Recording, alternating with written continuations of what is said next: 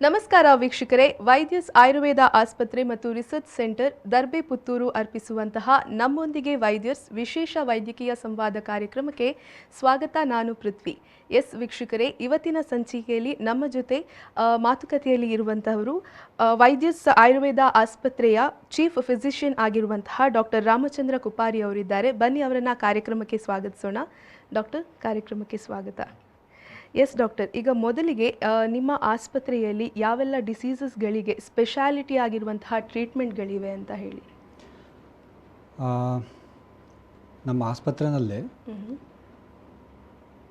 ಇರೋದೆಲ್ಲ ಟ್ರೀಟ್ಮೆಂಟ್ಗಳು ವಿಶೇಷವಾದಂಥ ಟ್ರೀಟ್ಮೆಂಟ್ಗಳೇ ಆಗಿರ್ತವೆ. ಆದರೆ ಅದರಲ್ಲಿ ಕೆಲವೊಂದಷ್ಟನ್ನು ನಾವೀಗ ಮೆನ್ಷನ್ ಮಾಡಬೇಕು ಅಂತ ಆದರೆ ಮುಖ್ಯವಾಗಿ ನಾವು ಬಹುಮುಖ್ಯವಾಗಿ ನೋಡ್ತಕ್ಕಂಥ ಕೆಲವೊಂದಷ್ಟು ಸ್ಪೆಷಾಲಿಟಿಯನ್ನು ಹೇಳಬೇಕು ಅಂತ ಆದರೆ, ಒಂದು ಬ್ರೈನ್ ರಿಲೇಟೆಡ್ ಕೇಸಸ್ ಅಥವಾ ನಮ್ಮ ನರಗಳಿಗೆ ಸಂಬಂಧಪಟ್ಟಂಥ ಕೇಸುಗಳು. ಅದರಲ್ಲೂ ಸ್ಪೆಸಿಫಿಕಲಿ ನ್ಯೂರೋ ಡಿಜೆನರೇಟಿವ್ ಕೇಸಸ್ ಅಂತ ನಾವು ಕರಿತೀವಿ. ಅದರಲ್ಲೂ ಸ್ಪೆಸಿಫಿಕ್ಕಾಗಿ ಬರ್ತಕ್ಕಂಥದ್ದು ಅಂತಂದರೆ Parkinson's disease, PSP, MSA, stroke ಇವೇ ಮುಂತಾದ ಕೇಸುಗಳು. ಜೊತೆಗೆ ಸಂಧಿಗೆ ಸಂಬಂಧಪಟ್ಟಂಥ ಆರ್ಥೋ ಕೇಸಸ್ ಅಂತ ಏನು ಕರಿತೀವಲ್ಲ, ಆರ್ಥೋ ಕೇಸಸ್ಗಳು, ಹಾಗೂ ಬೆನ್ನುಹುರಿ ಅಥವಾ ನಮ್ಮ ಸ್ಪೈನ್ ರಿಲೇಟೆಡ್ ಕೇಸಸ್ ಅಂತ ಏನು ಕರಿತೀವಲ್ಲ ಅದು, ಹಾಗೂ ಕೆಲವೊಂದು ಸ್ಪೆಸಿಫಿಕ್ ಆಗಿರ್ತಕ್ಕಂಥ ಸ್ಕಿನ್ನಿನ ಸಮಸ್ಯೆಗಳು, ಹಾಗೂ ಇನ್ನೂ ಕೆಲವೊಂದಷ್ಟು ಸ್ಪೆಸಿಫಿಕ್ ಆಗಿರ್ತಕ್ಕಂಥ ಕೆಲವೊಂದಷ್ಟು ಆಟೋಇಮ್ಯೂನ್ ಡಿಸೀಸ್ಗಳಂತ ಕರಿತೀವಿ ನಾವು. ಹಾಗೆ ಇವೆಲ್ಲ ಕೇಸ್ಗಳನ್ನು ನಾವು ನಮ್ಮ ಆಸ್ಪತ್ರೆಯ ಒಂದು ಸ್ಪೆಷಾಲಿಟಿ ಟ್ರೀಟ್ಮೆಂಟ್ಗಳಲ್ಲಿ, ಸ್ಪೆಷಾಲಿಟಿ ಚಿಕಿತ್ಸೆಗಳಲ್ಲಿ ಬರ್ತಕ್ಕಂಥವಾಗಿರ್ತವೆ. ಹಾಗಾದರೆ ಡಾಕ್ಟರ್, ನಮ್ಮ ಇವತ್ತಿನ ಸಂಚಿಕೆಯಲ್ಲಿ ನಾವು ಪರ್ಟಿಕ್ಯುಲರ್ ಆಗಿ ನ್ಯೂರೋ ಡಿಸೀಸ್ನ ಬಗ್ಗೆ ನಾವು ಹೆಚ್ಚಿನ ಮಾಹಿತಿಯನ್ನು ಪಡ್ಕೊಳ್ಳೋಣ. ಸೊ ಈ ಡಿಸೀಸ್ನ ಬಗ್ಗೆ ಏನು ಹೇಳ್ತೀವಿ? ನಮ್ಮಲ್ಲಿ ನಿಮಗೆ ನಾನೀಗ ತಿಳಿಸಿದಾಗೆ ಸ್ಪೆಸಿಫಿಕ್ಕಾಗಿ ಕೆಲವೊಂದೊಂದು ನ್ಯೂರೋ ಡಿಜೆನರೇಟಿವ್ ಕೇಸಸ್ ಅಂದರೆ ನಮ್ಮ ನರಗಳು ನರಗಳ ಕಾರ್ಯಕ್ಷಮತೆಗಳನ್ನು ಕಮ್ಮಿ ಮಾಡಿಕೊಂಡು ಬರ್ತಕ್ಕಂಥ ಕೆಲವೊಂದಷ್ಟು ಕಾಯಿಲೆಗಳಿದಾವಲ್ಲ, ಆ ಥರದ ಕಾಯಿಲೆಗಳನ್ನು ಸ್ಪೆಸಿಫಿಕ್ಕಾಗಿ ಟ್ರೀಟ್ಮೆಂಟ್ ಮಾಡ್ತೀವಿ ಅಂತ ನಿಮ್ಗೆ ಹೇಳಿದೆ. ಅದರಲ್ಲಿ ಸ್ಪೆಸಿಫಿಕ್ಕಾಗಿ ಹೇಳಬೇಕು ಅಂತಂದರೆ ಪಾರ್ಕಿನ್ಸನ್ಸ್ ಡಿಸೀಸ್ ಅಂತ ಒಂದು ಬರುತ್ತೆ, ಅಥವಾ ನಾವು ಸಾಧಾರಣವಾಗಿ ಏನು ಹೇಳ್ತೀವಿ ಅಂತಂದರೆ ಸಾಧಾರಣ ಭಾಷೆಗಳಲ್ಲಿ ಕಂಪವಾತ ಅಂತ ಕರಿತೀವಿ ನಾವು. ಈ ಥರ ಕಂಪವಾತದ್ದು, ಹಾಗೂ PSP ಅಂತ ಒಂದು ಕೇಸ್ ಬರುತ್ತೆ. ನೆಕ್ಸ್ಟು MSA ಅಂತ ಕೇಸ್ ಬರುತ್ತೆ. ನೆಕ್ಸ್ಟು ಸ್ಟ್ರೋಕ್ಗಳು ನಿಮಗೆ ಕೇಳಿರ್ತೀರಿ ನೀವು, ಪಕ್ಷಾಘಾತ ಅಥವಾ ಪಾರ್ಶ್ವವಾಯು ಅಂತೆಲ್ಲ ಏನು ಹೇಳ್ತೀವಲ್ಲ ನಾವು, ಆ ಥರದ ಕೆಲವೊಂದಷ್ಟು ಸ್ಪೆಸಿಫಿಕ್ ಡಿಸೀಸ್ಗಳನ್ನು ಬೇರೆ ಎಲ್ಲೂ ಸಿಗದೇ ಇರತಕ್ಕಿಂತನೂ ಸಹ ಭಿನ್ನವಾದಂಥ ರೀತಿಯಲ್ಲಿ ನಮ್ಮಲ್ಲಿ ಚಿಕಿತ್ಸೆಯನ್ನು ನಾವು ಆಯುರ್ವೇದ ಶಾಸ್ತ್ರೋಕ್ತವಾದಂಥ ಚಿಕಿತ್ಸೆಗಳನ್ನು ನಾವು ಮಾಡ್ತೀವಿ. ಸೊ ಡಾಕ್ಟರ್, ಈಗ ಈ ಪಾರ್ಕಿನ್ಸನ್ ಡಿಸೀಸಸ್ ಅಂತ ಹೇಳ್ಬೋದು, ಅಥವಾ PSP, MSA ಡಿಸೀಸ್, ಸೊ ಈ ಡಿಸೀಸ್ನ ಬಗ್ಗೆ ಒಂದು ಬ್ರೀಫ್ ಆಗಿ ನಮ್ಮ ವೀಕ್ಷಕರಿಗೆ ಹೇಳ್ಬೋದಾ ಡಾಕ್ಟರ್? ಓಕೆ ಸರಿ. ಈಗ ನಾನು ನಿಮಗೆ ಆಲ್ರೆಡಿ ನಿಮಗೆ ಮೊದಲು ನಾನು ತಿಳಿಸಿದ ಹಾಗೆ ಇವೆಲ್ಲ ನ್ಯೂರೋ ಡಿಜೆನರೇಟಿವ್ ಕೇಸಸ್ ಅಂತ ಕರಿತೀವಿ ನಾವು. ಅಂದರೆ ನರಗಳು ನಿಧಾನವಾಗಿ ತಮ್ಮ ಕಾರ್ಯಕ್ಷಮತೆಗಳನ್ನು ಕಳ್ಕೊಳ್ತಕ್ಕಂಥ ಒಂದು ಅವಸ್ಥೆ. ಸೊ ಅದರಲ್ಲಿ ಈಗ ನಾವು ಪಾರ್ಕಿನ್ಸನ್ಸ್ ಬಗ್ಗೆ ಹೇಳಬೇಕು ಅಂತ ಆದರೆ, ಈ ಪಾರ್ಕಿನ್ಸನ್ಸ್ ಡಿಸೀಸ್ ಅಂತಂದರೆ ಅದು ಸಾಧಾರಣವಾಗಿ ನಾವೇನು ಕಂಪವಾತ ಅಂತ ಕರಿತೀವಿ, ಅದು ಮೆದುಳಿನಲ್ಲಿ ಆಗ್ತಕ್ಕಂಥ ಕೆಲವೊಂದಷ್ಟು ರಾಸಾಯನಿಕ ಬದಲಾವಣೆಗಳು, ಸಮ್ ಕೆಮಿಕಲ್ ಚೇಂಜಸ್. ಅದರಲ್ಲೂ ಕೆಲವೊಂದಷ್ಟು, ಹಾಗೂ ಸ್ಪೆಸಿಫಿಕ್ಕಾಗಿ ಹೇಳಬೇಕು ಅಂದರೆ ಡೋಪಮೈನ್ ಅಂತ ಹೇಳೋಂಥ ಒಂದು ರಾಸಾಯನಿಕ ಬರುತ್ತೆ. ಆ ರಾಸಾಯನಿಕದ ಕೊರತೆಯಿಂದ ಬರ್ತಕ್ಕಂಥ ಒಂದು ಕಾಯಿಲೆ ಆಗಿರುತ್ತೆ. ಹಾಗೂ ಆ ಕಾಯಿಲೆ ಮೆದುಳಿನಲ್ಲಿ ಅದರದ್ದು ಸಮಸ್ಯೆಗಳು ಶುರುವಾಗುವಂಥದ್ದಾದ್ರೂ ಸಹ ಮುಂದುವರಂಥ ದಿವಸಗಳಲ್ಲಿ ಅದು ನಿಧಾನವಾಗಿ ಮನುಷ್ಯನ ಎಲ್ಲ ಕಾರ್ಯಚಟುವಟಿಕೆಗಳು, ಅಂದರೆ ನಡೆಯುವಂಥದ್ದಿರ್ಬೋದು, ಕೆಲಸ ಮಾಡೋಂಥದ್ದಿರ್ಬೋದು, ಅಥವಾ ಮಾತಾಡೋಂಥದ್ದಿರ್ಬೋದು, ಬರೆಯೋಂಥದ್ದಿರ್ಬೋದು, ಯಾವುದೇ ಇರ್ಬೋದು, ಈ ಥರದ ದಿನನಿತ್ಯದ ಚಟುವಟಿಕೆಗಳು ಅಂತ ನಾವೇನು ಕರಿತೀವಲ್ಲ, ಅದನ್ನೆಲ್ಲ ನಿಧಾನಗತಿನಲ್ಲಿ ಅದು ತೊಂದರೆಗೆ, ಅಂದರೆ ರೋಗಿಗೆ ತೊಂದರೆಯನ್ನು ಕೊಡ್ತಾ, ಹಾಗೂ ಕಾಲಘಟ್ಟದಲ್ಲಿ ಮುಂದುವರಿತಾ ಹೋಗುವಂಥ ಒಂದು ಕಾಯಿಲೆ ಆಗಿರುತ್ತೆ. ನೆಕ್ಸ್ಟು ನಾವು PSP ಅಂತ ಹೇಳೋದ್ರ ಬಗ್ಗೆ ಮಾತಾಡೋದಾದರೆ, PSP ಅಂತಂದರೆ ಪ್ರೋಗ್ರೆಸಿವ್ ಸೂಪ್ರಾನ್ಯೂಕ್ಲಿಯರ್ ಪಾಲ್ಸಿ ಅಂತ ಕರಿತೀವಿ ನಾವು. ಸೊ ಇದು ಸಹ ಒಂದು ಥರದ ಡಿಜೆನರೇಟಿವ್ ಕೇಸೇ ಆಗಿರುತ್ತೆ, ಕೇಸಸ್ ಆಗಿರುತ್ತೆ. ಅಂದರೆ ಇದರಲ್ಲಿ ಏನಾಗುತ್ತೆ ಅಂತ ಕೇಳಿದರೆ, ಮೆದುಳಿನ ಒಂದಷ್ಟು ಭಾಗಗಳು, ಪ್ರತ್ಯೇಕವಾಗಿ ಹೇಳಬೇಕು ಅಂತಂದರೆ ನಾವು ಮಿಡ್ ಬ್ರೈನ್ ಅಂತ ಏನು ಕರಿತೀವಲ್ಲ, ಆ ಭಾಗ ನಿಧಾನಗತಿಯಲ್ಲಿ ದೇಹದ ಮೇಲಿರ್ತಕ್ಕಂಥ ನಿಯಂತ್ರಣವನ್ನು ಕಳ್ಕೊಳ್ತಾ ಬರೋದ್ರಿಂದ, ಅಂದರೆ ಅಲ್ಲಿ ಏನಾಗುತ್ತೆ ಅಂದರೆ ಆ ಭಾಗ ನಿಧಾನವಾಗಿ ನಾಶವಾಗ್ತಾ ಬರುತ್ತೆ. ಅದು ನಾಶವಾಗ್ತಾ ಬರೋಂಥದ್ದಿಂದ ಏನಾಗುತ್ತೆ ಅಂತ ಕೇಳಿದರೆ, ಮೆದುಳು ದೇಹದ ಮೇಲೆ ಇರ್ತಕ್ಕಂಥ ನಿಯಂತ್ರಣವನ್ನು ನಿಧಾನವಾಗಿ ಕಳ್ಕೊಳ್ಳೋಂಥ ಒಂದು ಅವಸ್ಥೆಗೆ ಹೋಗ್ತಾ ಬರೋಂಥ ಒಂದು ಕಾಯಿಲೆನ ನಾವು PSP ಕಾಯಿಲೆ ಅಂತ ಕರಿಬೋದು. ಹಾಗೂ MSA ಅಂತಂದರೆ ಅದು ಸಹ ಒಂದು ಥರದ ಮಲ್ಟಿಪಲ್ ಸಿಸ್ಟಮ್ ಅಟ್ರೋಪಿ ಅಂತ ಕರಿತೀವಿ. ಅಂದರೆ ಅದು ಸಹ ಒಂದು ಮೆದುಳಿನ ಒಂದು ಅಥವಾ ಕಾಯಿಲೆ. ಡಿಜನರೇಟಿವ್ ಡಿಸೀಸ್ ಆಗಿ ಅದನ್ನು ಹೇಳೋಂಥದ್ದು. ಇನ್ನು ಸ್ಟ್ರೋಕ್ ಅಂತಂದರೆ ನಿಮಗೆಲ್ಲ ಗೊತ್ತೇ ಇದೆ, ಅಥವಾ ಸಾಧಾರಣವಾಗಿ ಎಲ್ಲರೂ ನೋಡೇ ಇರ್ತೀವಿ. ಅದೇನು ಅಂತಂದರೆ ಪಾರ್ಶ್ವವಾಯು ಅಂತ ನಾವೇನು ಕರಿತೀವಿ ಅದು. ಸೊ ಅದರಲ್ಲಿ ಏನು ಅಂತಂದರೆ ಅದು ಸಾಧಾರಣವಾಗಿ ಸಾಧಾರಣವಾಗಿ ನಾವು ಹೇಳೋಂಥದ್ದು ಎರಡು ರೀತಿಯಲ್ಲಿ ಆಗುತ್ತೆ. ಒಂದು, ಮೆದುಳಿಗೆ ರಕ್ತ ಸಂಚಾರದ ಕೊರತೆ ಆಗೋದ್ರಿಂದ ಆಗೋಂಥದ್ದು ಒಂದು, ಹಾಗೂ ಮೆದುಳಿನಲ್ಲಿ ರಕ್ತ ಸ್ರಾವ ಆಗೋಂಥದ್ದು, ಬ್ಲೀಡು ಅಥವಾ ಇಸ್ಕಿಮಿಯಾ ಅಂತ ಏನು ಕರಿತೀವಲ್ಲ ನಾವು, ಅವೆಲ್ಲ ಕಾರಣದಿಂದ ಬರ್ತಕ್ಕಂಥದ್ದು ಸ್ಟ್ರೋಕು ಅಥವಾ ಪಾರ್ಶ್ವವಾಯು ಅಂತ ಹೇಳೋಂಥದ್ದು. ಸೊ ಈ ಥರದಲ್ಲಿ ಬ್ರೀಫಾಗಿ ಹೇಳಬೇಕು ಅಂತ ಆದರೆ ಇದು. ಓಕೆ, ಸೊ ಡಾಕ್ಟರ್, ಈಗ ನಿಮ್ಮ ಆಸ್ಪತ್ರೆಯಲ್ಲಿ ಈ ನ್ಯೂರೋ ಡಿಸೀಸಸನ್ನು ಹೇಗೆ ಡೀಲ್ ಮಾಡ್ತೀರಾ ಅಂತ ಹೇಳಿ. ಓಕೆ ಮೇಡಮ್, ಈಗ ನ್ಯೂರೋ ಕೇಸ್ಗಳನ್ನು ಹೇಗೆ ಡೀಲ್ ಮಾಡ್ತೀರಾ ಅಂತ ನೀವು ಕೇಳಿದ್ರಿ. ಈಗ ಒಂದೊಂದಕ್ಕೂ ಒಂದೊಂದು ಥರದ ಚಿಕಿತ್ಸೆಗಳಿರ್ತವೆ. ಯಾವುದನ್ನು ಸಹ ಒಂದೇ ಥರದಂತ ಇಲ್ಲ, ಒಂದೇ ಥರದ ಚಿಕಿತ್ಸೆಗಳು ಅಂತ ಅಲ್ಲ. ಯಾವುದು ನೀವು ಕೇಳಿರೋಂಥ ಇದಕ್ಕೆ ನಾನು ಹೇಳೋಂಥದ್ದು ಒಂದೇನು ಅಂತಂದರೆ, ಈ ಯಾವುದೇ ಒಂದು ಕಾಯಿಲೆಯನ್ನು ಚಿಕಿತ್ಸೆಯನ್ನು ಮಾಡೋದಕ್ಕಿಂತ ಮುಂಚೆ ಭಾಳ ಮುಖ್ಯವಾಗಿರ್ತಕ್ಕಂಥದ್ದು ಏನು ಅಂತ ಹೇಳೋದನ್ನು ನಾನು ಹೇಳ್ಬಿಡ್ತೀನಿ ನಿಮಗೆ. ಸಾಧ್ಯವಾದಷ್ಟು ಮಟ್ಟಿಗೆ, ಸಾಧ್ಯವಾದರೆ 100ಕ್ಕೆ 100ರಷ್ಟು, ಇಲ್ಲ ಅಂತಂದರೆ ನಿಮಗೆ ಅಟ್ಲೀಸ್ಟ್ ನಿಶ್ಚಿತವಾದಂಥ ಒಂದು ಇದು ಸಿಗಲ್ಲಿವರೆಗೆ ಮುಖ್ಯವಾಗಿರೋಂಥದ್ದು ಏನು ಅಂತ ಕೇಳಿದರೆ ಕಾಯಿಲೆಯನ್ನು ಪತ್ತೆ ಹಚ್ಚತಕ್ಕಂಥದ್ದೇ ಭಾಳ ಮುಖ್ಯವಾಗಿರುತ್ತೆ. ಯಾಕೆಂತಂದರೆ ನಿಮಗೆ ನಾನು ಹೇಳ್ದಲ್ಲ, ಈಗ ಪಾರ್ಕಿನ್ಸನ್ಸ್ ಇರ್ಬೋದು, PSP ಇರ್ಬೋದು, ಅಥವಾ MS ಇರ್ಬೋದು, ಇವೆಲ್ಲ ಕಾಯಿಲೆಗಳು ಸಹ ಮೊದಲನೇ ಹಂತದಲ್ಲಿ, ಮೊದಲನೇ ಹಂತ ಅಂದರೆ ಮೊದಲನೇ 1 ವರ್ಷ 2 ವರ್ಷಗಳ ಕಾಲ ಅದರ ಲಕ್ಷಣಗಳೆಲ್ಲ ಹೆಚ್ಚು ಕಮ್ಮಿ ಒಂದೇ ಇರ್ತವೆ. ಹಾಗಾಗಿ ಇರಲಿ, ಈಗ ಬಹುಮುಖ್ಯವಾಗಿ ಏನು ಅಂತಂದರೆ ಕಾಯಿಲೆನ ಗುರ್ತಂಥದ್ದು ಅಥವಾ ಡಯಾಗ್ನೋಸಿಸ್ ಅಂತ ಏನು ಕರಿತೀವಲ್ಲ ನಾವು, ಅದನ್ನು ಪ್ರಯತ್ನವನ್ನು ಮಾಡ್ತಕ್ಕಂಥದ್ದು ಭಾಳ ಮುಖ್ಯವಾಗಿರುತ್ತೆ. ಈಗ ಕಾಯಿಲೆಯ ಡಯಾಗ್ನೋಸಿಸ್ ಆಯಿತು ಅಂತ ಆದರೆ ಅದರ ನಂತರದಲ್ಲಿ ಇರ್ತಕ್ಕಂಥದ್ದು, ಈಗ ನೀವು ಕೇಳಿದಾಗ ಏನು ಅದರದ್ದು ವಿಶೇಷವಾದ ಚಿಕಿತ್ಸೆ ಅಂತ ಹೇಳೋಂಥದ್ದು. ಈಗ ಪಾರ್ಕಿನ್ಸನ್ಸ್ ಚಿಕಿತ್ಸೆ ಅಂತ ಹೇಳೋಂಥದ್ದು ನಾವು ಹೇಗೆ ಅಂತ ಕೇಳಿದರೆ, ಆಯುರ್ವೇದದಲ್ಲಿ ನಾವು ಅದನ್ನು ಶಾಸ್ತ್ರದಲ್ಲೂ ಸಹ ಹೇಳಿರ್ತಕ್ಕಂಥ ಒಂದು ಕಾಯಿಲೆ ಅದು. ಅದಕ್ಕೆ ನಾವು ಕಂಪುವಾತ ಅಂತ ಹೇಳೋಂಥ ಒಂದು ಎಕ್ಸ್ಪ್ಲನೇಷನನ್ನು ನಾವು ಶಾಸ್ತ್ರದಲ್ಲಿ ನೋಡ್ತೀವಿ, ಹಾಗೂ ಅದನ್ನು ಭಾಳಷ್ಟು ಅದರದ್ದು ವಿವರಣೆಗಳನ್ನು ಸಹ ನಾವು ಶಾಸ್ತ್ರದಲ್ಲಿ ನೋಡ್ತೀವಿ, ಹಾಗೂ ಅದಕ್ಕೆ ಅದರದ್ದೇ ಅಂತ ಒಂದಷ್ಟು ಚಿಕಿತ್ಸೆಗಳನ್ನು ಸಹ ಶಾಸ್ತ್ರದಲ್ಲಿ ಹೇಳಿರೋಂಥದ್ದು ಇದೆ. ಅದರಲ್ಲಿ ಏನೇನು ಬರುತ್ತೆ ಅಂತ ಕೇಳಿದರೆ, ಆಯುರ್ವೇದದ ಶಾಸ್ತ್ರೋಕ್ತವಾಗಿರ್ತಕ್ಕಂಥ ಆಯುರ್ವೇದದ ಪಂಚಕರ್ಮ ಚಿಕಿತ್ಸೆಗಳು, ಅಭ್ಯಂತರವಾಗಿರ್ತಕ್ಕಂಥ ಔಷಧಿಗಳು, ಹಾಗೂ ಇವೆಲ್ಲ ಮಾಡೋದ್ರ ಜೊತೆಗೆ ರೋಗಿಗೆ ಫಲಿತಾಂಶವನ್ನು ಉತ್ತಮಪಡಿಸೋಕ್ಕೋಸ್ಕರವಾಗಿ, ರೋಗಿಯ ಫಲಿತಾಂಶಕ್ಕೆ ಇನ್ನಷ್ಟು ರೋಗಿಯ ಫಲಿತಾಂಶ ಉತ್ತಮಗೊಳ್ಳಿ ಅಂತ ಹೇಳೋಂಥ ಉದ್ದೇಶಕ್ಕೆ ನಾವು ಫಿಸಿಯೋಥೆರಪಿ ಹಾಗೂ ಯೋಗ ಥೆರಪಿಯನ್ನು ಸಹ ಈ ಚಿಕಿತ್ಸೆಗಳಲ್ಲಿ, ಪಾರ್ಕಿನ್ಸನ್ಸ್ ಚಿಕಿತ್ಸೆಗಳಲ್ಲಿ ನಾವು ಇನ್ಕ್ಲೂಡ್ ಮಾಡಿಕೊಂಡು ಮಾಡ್ತೀವಿ. ಅದೇ ಥರದಲ್ಲಿ ನೀವು ಈಗ PSP ಚಿಕಿತ್ಸೆಯನ್ನು ತೊಗೊಂಡ್ರು, PSP ಚಿಕಿತ್ಸೆಯನ್ನು ನಾವು ಸಾಧಾರಣ PSPಯನ್ನು ಶಾಸ್ತ್ರದಲ್ಲಿ ಹೇಳಿರ್ತಕ್ಕಂಥ ಇದರ ಪ್ರಕಾರ ಆವರಣಜ ವಾತ ಅಂತೆಲ್ಲ ಕೆಲವೊಂದಷ್ಟು ಶಾಸ್ತ್ರದಲ್ಲಿ ನಮಗೆ ಎಕ್ಸ್ಪ್ಲನೇಷನ್ ಸಿಗುತ್ತೆ. ಆವರಣಜ ವಾತದ ಕೆಲವೊಂದಷ್ಟು ಚಿಕಿತ್ಸೆಗಳನ್ನು ಶಾಸ್ತ್ರದಲ್ಲಿ ಹೇಳಿರ್ತಕ್ಕಂಥದ್ದು ಏನಿದೆಯೋ ಅದನ್ನು ನಾವು ಈ ಪಂಚಕರ್ಮ ಚಿಕಿತ್ಸೆಯ ಮುಖಾಂತರವಾಗಿ ನಾವು ಅಳವಡಿಸ್ಕೊಂಡು, ಅದರಲ್ಲೂ ಸಹ ರೋಗಿಯ ಫಲಿತಾಂಶವನ್ನು ಉತ್ತಮಪಡಿಸೋಕ್ಕೋಸ್ಕರವಾಗಿ ಯೋಗ, ಫಿಸಿಯೋಥೆರಪಿ ಮುಂತಾದಗಳನ್ನು ಅದರಲ್ಲಿ ಮಾಡ್ಕೊಂಡು ಬರ್ತೀವಿ. ಅದೇ ಥರದಲ್ಲಿ MS-ಗಾದರೂ ಇರ್ಬೋದು, ಅಥವಾ ಸ್ಟ್ರೋಕಿಗಾದರೂ ಇರ್ಬೋದು, ಎಲ್ಲ ಯಾವ ಕಾರಣದಿಂದ ಸ್ಟ್ರೋಕ್ ಆದರೆ ಈಗ ಯಾವ ಕಾರಣದಿಂದ ಬಂದಿದೆ ಅಂತ ನೋಡಿಕೊಂಡು ಅದಕ್ಕೆ ತಕ್ಕನಾಗಿ ತಿಳ್ಕೊಂಡು ಅದರ ನಂತರದಲ್ಲಿ ಮುಂದಿನ ಚಿಕಿತ್ಸೆಯನ್ನು ತೀರ್ಮಾನ ಮಾಡ್ತಕ್ಕಂಥದ್ದು ಒಂದು ಪದ್ಧತಿಯಾಗಿರುತ್ತೆ. ಸೊ ಈ ಪಾರ್ಕಿನ್ಸನ್ ಡಿಸೀಸ್ನ ಬಗ್ಗೆ ಸ್ವಲ್ಪ ಜಾಸ್ತಿ ಮಾಹಿತಿ ಸಿಗ್ಬೋದಾ ಡಾಕ್ಟರ್? ಪಾರ್ಕಿನ್ಸನ್ಸ್ ಡಿಸೀಸನ್ನು ಜಾಸ್ತಿ ಮಾಹಿತಿಯನ್ನು ಕೊಡಬೇಕು ಅಂತಂದರೆ, ಇದೇನು ಹೊಸ ಕಾಯಿಲೆನಲ್ಲ, ಹಳೆ ಕಾಯಿಲೆನೇ. ಈಗ ನಮ್ಮ ಶಾಸ್ತ್ರದಲ್ಲಿ, ನೀವು ಆಯುರ್ವೇದ ಶಾಸ್ತ್ರದ ಪ್ರಕಾರ ಹೋದರೆ ಈಗ ಹೆಚ್ಚು ಕಮ್ಮಿ ಸುಮಾರು ಒಂದು 4000-5000 ವರ್ಷಗಳ ಮುಂಚೆನೇ ಸಹ ಅದನ್ನು ಮೆನ್ಷನ್ ಮಾಡಿರ್ತಕ್ಕಂಥದ್ದು ಇದೆ. ಚರಕ ಸಂಹಿತೆ ಅಂತ ನೀವು ಕೇಳಿರ್ಬೋದು, ಅದರಲ್ಲಿ ಕಂಪುವಾತ ಹೇಳೋಂಥ ಒಂದು ಇದನ್ನು ಅದರಲ್ಲಿ ಮೆನ್ಷನ್ ಮಾಡ್ತಾರೆ. ಹಾಗೂ ಮುಂದುವರೆದಂಥ ದಿವಸಗಳು ಬರ್ತಕ್ಕಂಥ ಕೆಲವು ಶಾಸ್ತ್ರ ಗ್ರಂಥಗಳಲ್ಲೂ ಸಹ ಅದ್ರ ಬಗ್ಗೆ ಉಲ್ಲೇಖಗಳಿದೆ. ಉದಾಹರಣೆ ತೀರಾ ಇತ್ತೀಚೆಗೆ ಬಂದಿರತಕ್ಕಂಥ ಗ್ರಂಥಗಳು ಅಂತಂದ್ರೆ, ಉದಾಹರಣೆ ಬಸವರಾಜ್ಯಂ ಅಂತ ಒಂದು ಗ್ರಂಥ ಇದೆ, ಅದರಲ್ಲೂ ಸಹ ನಮಗೆ ಒಂದಷ್ಟು ಮಾಹಿತಿಗಳು ಇದರಲ್ಲಿ ಸಿಗ್ತಾ ಹೋಗ್ತವೆ. ಈಗ ಪಾರ್ಕಿನ್ಸನ್ಸ್ ಡಿಸೀಸ್ ಅಂತಂತ ನೀವು ಕೇಳಿದ ಸ್ಥಿತಿಗೆ ಅದು ಏನು ಅಂತ ಕೇಳಿದರೆ, ನಿಮಗೆ ನಾನು ಆಲ್ರೆಡಿ ಮುಂಚೆ ಹೇಳಿದೆ, ಒಂದಷ್ಟು ರಾಸಾಯನಿಕಗಳ ಕೊರತೆಯಿಂದ ಆ ರಾಸಾಯನಿಕಗಳು ಮೆದುಳಲ್ಲಿ ಉತ್ಪತ್ತಿ ಆಗೋಂಥದ್ದು, ಹಾಗೂ ಮೆದುಳಿನ ಕೆಲವೊಂದಷ್ಟು ಸ್ಪೆಸಿಫಿಕ್ ಆಗಿರ್ತಕ್ಕಂಥ ಏರಿಯಾದಲ್ಲಿ ಸ್ಪೆಸಿಫಿಕ್ ಆಗಿರ್ತಕ್ಕಂಥ ಕೆಲವೊಂದಷ್ಟು ಸೆಲ್ಸ್, ನ್ಯೂರೋ ಸೆಲ್ಸ್ಗಳು ಉತ್ಪತ್ತಿ ಮಾಡ್ತಕ್ಕಂಥ ಒಂದಷ್ಟು ರಾಸಾಯನಿಕಗಳಾಗಿರ್ತವೆ, ಅದು ಕೆಮಿಕಲ್ಸ್ ಅಂತ ಏನು ಕರಿತೀವಲ್ಲ ನಾವು ಅದು. ಸೊ ಇದೇನು ಅಂತಂದರೆ, ನಮ್ಮ ದೇಹದಲ್ಲಿ ಯಾವುದೇ ಥರದ ನರಗಳ ಸಂವಹನ ನಡಿಬೇಕು ಅಂತಂದರೆ, ಅಂದರೆ ಈ ಒಂದು ನರದಿಂದ ಮತ್ತೊಂದು ನರಗಳಿಗೆ ಸಂದೇಶಗಳು ಪಾಸ್ ಆಗಬೇಕು, ಅಥವಾ ಬೇಕಾದ ರೀತಿಯಲ್ಲಿ ಸಂದೇಶಗಳು ಎಲ್ಲಿಗೆ ತಲುಪಬೇಕು ಅಲ್ಲಿ ತಲುಪಬೇಕು ಅಂತಲ್ಲ ಅಂತಂದ. ಆದರೆ ಈ ರಾಸಾಯನಿಕದ ಪ್ರಾಮುಖ್ಯತೆ ಬಹಳವಾಗಿ ಇರುತ್ತೆ. ಸೊ ಇಲ್ಲೇನಾಗುತ್ತೆ ಅಂತ ಕೇಳಿದರೆ, ಕೆಲವೊಂದು ಸಂದರ್ಭದಲ್ಲಿ ಮೆದುಳಿನಲ್ಲಿ ಬೇಕಾದಷ್ಟು ಪ್ರಮಾಣದಲ್ಲಿ ಈ ರಾಸಾಯನಿಕ ಉತ್ಪತ್ತಿ ಆಗಿಲ್ಲ ಅಂತ ಆದರೆ ನರಗಳ ಸಂವಹನವೂ ಸಹ ಸರಿಯಾಗಿ ನಡೆದೇ ಇರೋಂಥ ಕಾರಣವಾಗಿ ಅದು ದೇಹದ ಮೇಲ್ಗಡೆ ಪರಿಣಾಮವನ್ನು ಬೀರ್ತಾ ಬರುತ್ತೆ. ದೇಹದ ಮೇಲ್ಗಡೆ ಪರಿಣಾಮ ಬೀರೋಂಥದ್ದು ಏನು ಅಂತ ಕೇಳಿದರೆ ಕೆಲವೊಬ್ಬರಿಗೆ ಫಸ್ಟ್ ಶುರುವಾಗೋಂಥ ಲಕ್ಷಣಗಳೇ ಕೈಯೋ ಕಾಲೋ ಅಥವಾ ಯಾವುದೋ ದೇಹದ ಯಾವುದೋ ಒಂದು ಭಾಗ ನಡ್ಕ ಬರೋಂಥದ್ದು, ಹೌದು ಶಿವರಿಂಗ್ ಅಥವಾ ಟ್ರಮರ್ಸ್ ಅಂತ ಕರಿತೀವಲ್ಲ ನಾವು, ಟ್ರಮರ್ಸ್ ಅಂತ.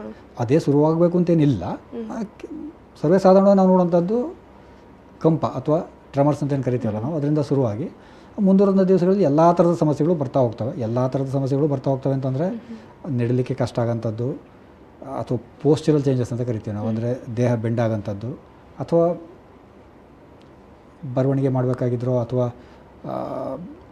ಕೆಲವರೆಲ್ಲ ನೀವು ಹಿಸ್ಟ್ರಿನ ತೊಗೊಳ್ಬೇಕಾದ್ರೆ ಹೇಳ್ತಾರೆ, ನಾನು ಚೆಕ್ ಬುಕ್ಗೆ ಸೈನ್ ಮಾಡೋಕೆ ಹೋದ್ರೆ ನನ್ನ ಸೈನೆಲ್ಲ ಬದಲಾಗ್ತಾ ಇದೆ, ಅದನ್ನೆಲ್ಲ ರಿಜೆಕ್ಟ್ ಮಾಡ್ತಾಯಿದ್ರು, ಹೀಗೆ ನಾನು ಅಂದ್ಕೊಂಡೆ ನನಗೇನೋ ಸಮಸ್ಯೆ ಇದೆ ಅಂತ ಅಂದ್ಕೊಂಡೆ ಅಂತಲ್ಲ. ಈ ಥರದಲ್ಲಿ ಅಂದರೆ ಅದೇ ನಿಮ್ಗೆ ಹೇಳಿದಾಗೆ ಬರವಣಿಗೆಗೆ ಇವೇ ಮುಂತಾದವ್ರಿಗೆ ತೊಂದರೆ ಆಗೋಂಥದ್ದು, ನಡೆಯೋಕ್ಕೆ ತೊಂದರೆ ಆಗೋಂಥದ್ದು, ಪೋಸ್ಚರ್ ಚೇಂಜ್ ಆಗೋಂಥದ್ದು, ಇವೆಲ್ಲ ನಾವು ಸಾಧಾರಣವಾಗಿ ಮೋಟರ್ ಸಿಂಪ್ಟಮ್ಸ್ ಅಂತ ಕರಿತೀವಿ. ಹಾಗೂ ನಾನ್ ಮೋಟರ್ ಸಿಂಪ್ಟಮ್ಸ್ ಅಂತ ಹೇಳೋಂಥ ಇದರಲ್ಲಿ ಬರೋದು ನೀವು ನೋಡೋದಾದರೆ ಸ್ವಲ್ಪ ಮನಸ್ಸಿಗೆ ಆಗೋಂಥ ಕೆಲವೊಂದು ಕಿರಿಕಿರಿಗಳು ಅಥವಾ ಹ್ಯಾಲುಸಿನೇಷನ್ ಅಂತೆಲ್ಲ ಏನು ಕರಿತೀವಿ ನಾವು, ಅಲ್ಲ ಮೊದಲನೇ ಹಂತದಲ್ಲಿ ಇರಲ್ಲ, ಬಟ್ ಮುಂದುವರೆದಂಥ ಹಂತದಲ್ಲಿ ಅದು ಬರೋಂಥದ್ದು. ಅದ್ರ ಜೊತೆಗೆ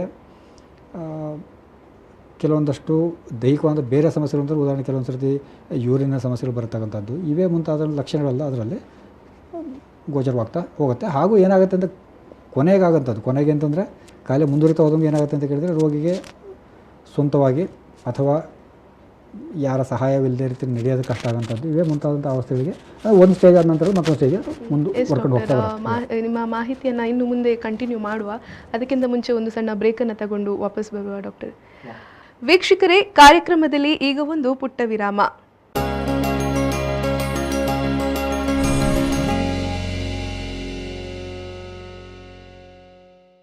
ವೀಕ್ಷಕರೇ, ವಿರಾಮದ ಬಳಿಕ ಮತ್ತೆ ಸ್ವಾಗತ. ಎಸ್ ಡಾಕ್ಟರ್, ಈಗ ನೀವು ಪಾರ್ಕಿನ್ಸನ್ ಡಿಸೀಸ್ನ ಬಗ್ಗೆ ಮಾತಾಡ್ತಾ ಇದ್ರಿ. ಸೊ ಈ ಡಿಸೀಸನ್ನು ಆಯುರ್ವೇದದಲ್ಲಿ ಹೇಗೆ ಟ್ರೀಟ್ಮೆಂಟ್ ಮಾಡಿ ಗುಣಪಡಿಸಬಹುದು ಅಂತ ಹೇಳಿ. ಓಕೆ, ಈಗ ನಾನು ನಿಮಗೆ ಹೇಳಿದೆ ಆಯುರ್ವೇದದಲ್ಲಿ ಈ ಕಾಯಿಲೆಯನ್ನು ಸಾಧಾರಣವಾಗಿ ಕಂಪವಾತ ಅಂತೇಳಿ ಕರೆಯುವಂಥದ್ದು.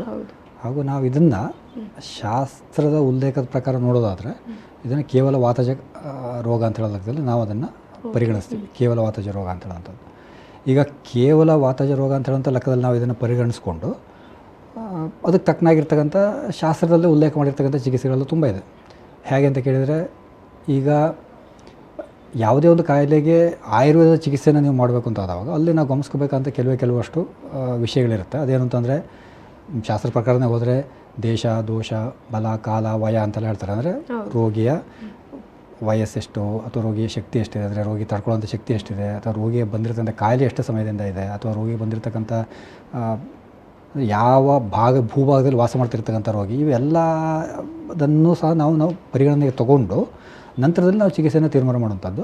ಹಾಗೂ ಈ ಚಿಕಿತ್ಸೆಗೆ ಬಂದಾಗ ಅವರವರ ಇದಕ್ಕೆ ತಕ್ಕನಾಗಿ ನಾವು ಚಿಕಿತ್ಸೆನ ನಾವು ತೀರ್ಮಾನ ಮಾಡೋದಾದರೂ ಸಹ ಮುಖ್ಯವಾಗಿ ಏನು ಮಾಡ್ತೀವಿ ಅಂತ ಕೇಳಿದ್ರೆ, ನೀವೆಲ್ಲರೂ ಕೇಳಿಪಟ್ಟಿರ್ತೀರಿ ಪಂಚಕರ್ಮ ಚಿಕಿತ್ಸೆಗಳಂತ ನಾವೇನು ಕರಿತೀವಿ. ಅದರಲ್ಲಿ ಬಹುಮುಖ್ಯವಾಗಿ